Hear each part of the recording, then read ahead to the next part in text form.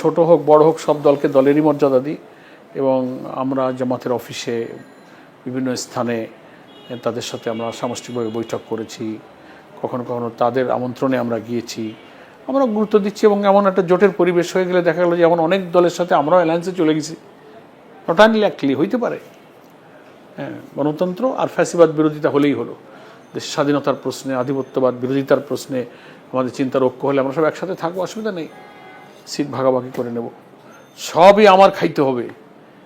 একচ্ছত্র কর্তৃত্ববাদী এই মানসিকতা, যে মানসিকতা থেকে ফ্যাসিবাদের জন্ম হয়, ওইটার থেকে গণতন্ত্রকে মুক্ত রাখতে হবে। এখন নির্বাচনের অতীত যেসব অভিজ্ঞতা আছে রাজনৈতিক দলগুলোর, তার থেকে দেখা যায় যে এটার একটা পিকুলিয়ার টাইপের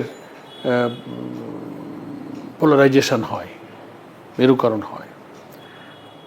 কখনো কখনো এমন হয় যে মানুষের রাজনীতির প্রিভিয়াস অঙ্ক মেলে না, হঠাৎ করে একটা অ্যালায়েন্স হয়ে গেল, এমন দল বা জোটের সাথে অ্যালায়েন্স হলো মানুষ হয়তো আগেও ভাবতে পারেনি।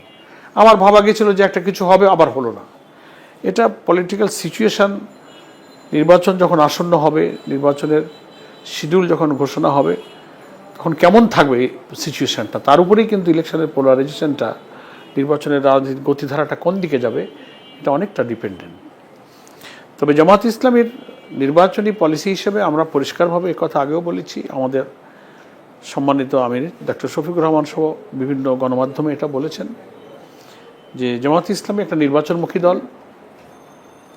বাংলাদেশে যে নির্বাচনগুলো ইতিপূর্বে গ্রহণযোগ্য হয়েছে সব নির্বাচনে আমরা অংশ নিয়েছি এবং আমাদের সেসব পার্লামেন্টে প্রতিনিধিত্ব থেকেছে কম বেশি।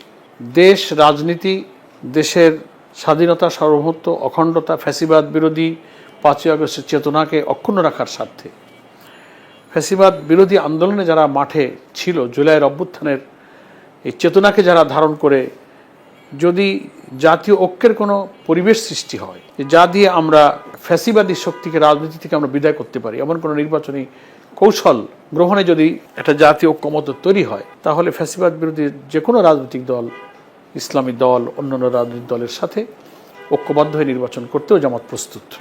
এটা জামাতের একটা স্ট্যান্ডিং পলিসি।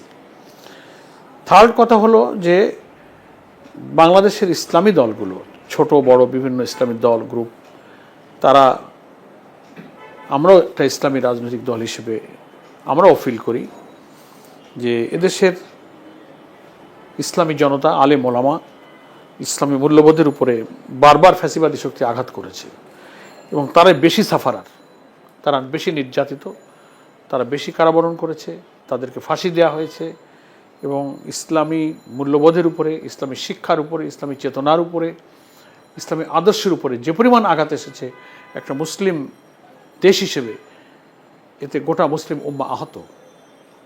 এই জন্য সেসব কারণেই হয়তো সকল ইসলামী দলের মধ্যে অতীতের যে কোনো সময়ের চেয়ে একটা ঐক্য, একটা সমঝোতা, একটা জোটবদ্ধ নির্বাচনের আকাঙ্ক্ষা, আগ্রহ, আকুতি যেন বেড়েছে, এটা আমরা লক্ষ্য করছি। এবং এই লক্ষ্যে বিভিন্ন রাজনৈতিক দলের সঙ্গে কালেকটিভলি, ইন্ডিভিজুয়ালি মত বিনিময় হচ্ছে, আলোচনা হচ্ছে এবং লক্ষ্য করা যাচ্ছে যে তাদের ভিন্ন ভিন্ন মত আছে, মত পার্থক্য থাকতে পারবে, এটা স্বাভাবিক। তার সত্ত্বেও যার যার জায়গায় তাদের ভিন্ন মতগুলো রেখে কমন ইসলামিক ইস্যুতে, কমন জাতীয় স্বাধীনতা, সার্বভৌমত্ব, ফ্যাসিবাদ বিরোধিতা, আধিপত্যবাদ বিরোধিতা, মুসলিম কৃষ্টি কালচার, জাতিসত্তা অক্ষুণ্ণ রাখার ইস্যুগুলো, এগুলো তো সবার জন্য কমন, এটা কোনো দলীয় ইস্যু নয়। এই সব ইস্যুতে ঐক্যের ব্যাপারে অন্য অন্য দলগুলো কম্পারেটিভলি একটু জন্য আগের চেয়ে বেশি কাছাকাছি, ক্লোজ।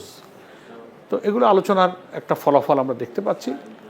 তো আলোচনার একটা পর্যায়ে আমরা মনে হয় অতিক্রম হচ্ছি যে ইসলামী দলগুলোর মধ্যে একটা চিন্তার ঐক্য তৈরি হয়েছে যে হ্যাঁ, আমাদের একটা সমঝোতা হওয়া দরকার, কিন্তু কিভাবে হবে সেই ফর্মুলাটা নিয়ে আলটিমেটলি দলগুলোর মধ্যে এখন কিন্তু ইন্টারনালি আলাপ আলোচনা চলছে যে এটা জোট হবে, তাহলে জোট হলে তো কারণ নেতৃত্ব লাগবে, তার স্ট্রাকচারটা কেমন হবে, এটা হইলে আবার ভিন্ন মত বাড়বে কি না, নাকি ওইটা দরকার নাই, আমরা সারা দেশে 300 আসনগুলো প্রমিনেন্ট ইসলামিক স্কলার লিডারদের মধ্যে ডিস্ট্রিবিউশন করে একটা আসন সমঝোতা হবে কি না, মানে নানান রকম ফর্মুলা, কোনোটাই চূড়ান্ত হয়নি। তবে একটা ঐক্যের দিকে একটা যাত্রা আমরা দেখতে পাচ্ছি এবং আমার মনে হয় যে ইসলামী দলগুলোর নেতৃত্বের মধ্যে যে আগ্রহ, আন্তরিকতা, যে এখলাস, নিষ্ঠা দেখা যাচ্ছে, এটা অব্যাহত থাকলে আল্লাহর খাস রহমত হলে কোনো একটা সময় ইসলামী দলগুলোর মধ্যে একটা উল্লেখযোগ্য সমঝোতা হওয়ার সম্ভাবনা আছে এবং সেই সম্ভাবনা দেখা দিলে